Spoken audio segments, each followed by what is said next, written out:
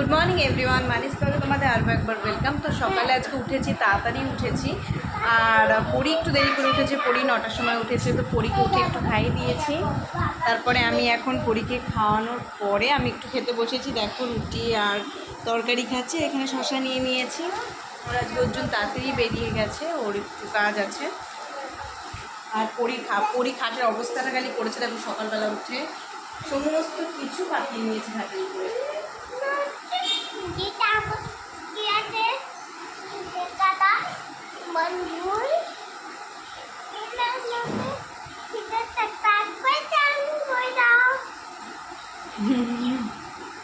না, এই জামাটা কে এখানে দিয়েছে?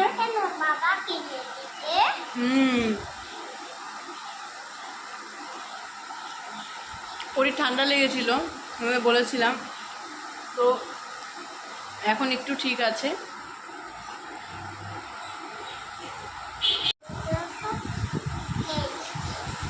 দেখো, বলো।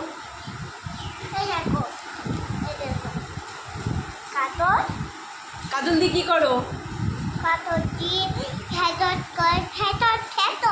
Face wash? কাজল দিয়ে ফেস ওয়াশ না, ফেস ওয়াশ আলাদা জিনিস। কাজল চোখে দেয়।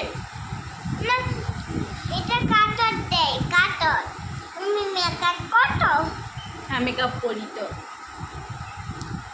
হলো সারাদিন এইসব।